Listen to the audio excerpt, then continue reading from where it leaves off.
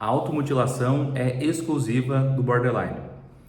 Vamos dar sequência aqui então a essa série, onde toda segunda-feira eu gravo um vídeo falando sobre desinformações e mitos acerca de transtornos da personalidade e vamos entender por que a automutilação não é exclusiva do borderline. Na verdade, isso é um mito, isso é uma desinformação, mas que faz um certo sentido porque nos pacientes com transtorno de personalidade borderline, algum momento de automutilação ao longo da vida é comum. A pessoa teve episódios ou a realiza até a vida presente quando ela vai iniciar o tratamento, mas assim, nem todo paciente com diagnóstico precisa ter esse comportamento e, obviamente, qualquer pessoa pode realizar o comportamento. Vamos lembrar, então, que todo ser humano pensa, planeja, tenta e executa comportamentos diariamente. Todo ser humano pode pensar e desejar acordar mais cedo ou pensar e desejar acordar mais tarde. Alguns vão ter uma dificuldade para uma inquietação, uma agitação e vão acordar muito cedo, vão se sentir obrigados a levantar da cama.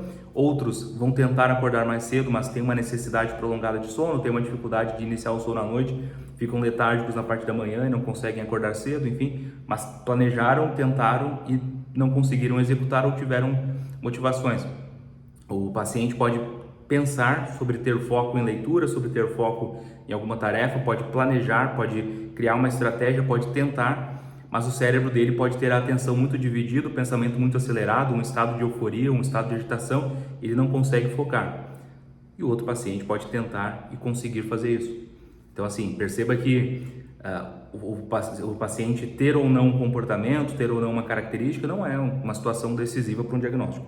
Porém, como a automutilação é um comportamento, é um ritual assim muito nocivo, que tem uma consequência estética, né, definitiva. Muitas pessoas ficam com cicatrizes para o resto da vida, só com um procedimento estético para remover. Algumas nem conseguem remover tudo, apenas reduzem um pouco. É um procedimento de risco. Alguns adolescentes compartilham objetos, podem se infectar. Enfim, é um procedimento totalmente disfuncional, desajustado. Não há sentido para uma pessoa com controle das emoções, com discernimento, fazer isso. Quando a pessoa tem esse comportamento, é um sinal de alerta, porque é um comportamento totalmente desajustado. Mas não é exclusivo do borderline. Vamos entender então que pessoas com diagnóstico de transtorno do espectro autista, em alguns casos, podem acabar fazendo isso. Adolescentes buscando a aceitação e a inclusão no grupo, dependendo do estilo da tribo assim que eles participam, eles podem ser inclinados a fazer isso. Assim como eles mudam a forma de se vestir, mudam os autores, né, as músicas que eles ouvem, os locais que frequentam, os esportes que praticam, eles podem acabar adotando, incorporando nesse elemento assim que os torna pertencente da tribo, eles podem acabar adotando a automutilação. Então, não, a automutilação não é um comportamento exclusivo do borderline, embora seja muito comum e muito frequente, mas né, outras pessoas podem acabar tendo esse comportamento. Agora, só para concluir o vídeo, por que as pessoas com transtorno de personalidade borderline realizam esse comportamento e esse ritual com tanta frequência? Porque esse comportamento, ele é um comportamento de compensação e é uma forma de fuga, uma forma de desviar o foco da atenção do cérebro para aquela dor emocional que a pessoa está tendo, no caso do borderline. Como eu falei, existem outras motivações. O adolescente pode fazer isso para se inserir, o autista pode fazer isso como um ritual de autorregulação, tem outras possibilidades, mas no paciente borderline, ele faz isso porque ele sofreu uma rejeição social, sofreu uma frustração, está se sentindo defeituoso, ficou decepcionado, criou uma expectativa e não foi atendida, está com raiva, está sentindo alguma emoção muito negativa e ele não consegue ter a autorregulação. Faz parte dos transtornos da personalidade do cluster B como um todo a dificuldade para fazerem uma autorregulação. E aí eles recorrem, né, assim, a comportamentos que são extremamente desajustados.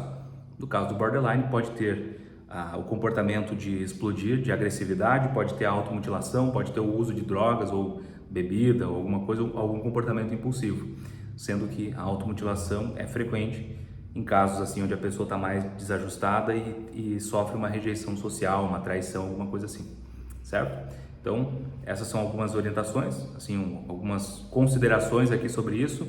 A gente não pode achar que todo mundo que só porque teve um ritual de automutilação é uma pessoa com diagnóstico de borderline, mas sempre que a pessoa faz isso é um sinal de alerta, é um pedido de socorro, requer uma intervenção, requer uma investigação, porque Porque, como eu falei, a pessoa estando com a cognição preservada, estando com as emoções estáveis, estando com um ambiente seguro, ela não tem motivação para isso.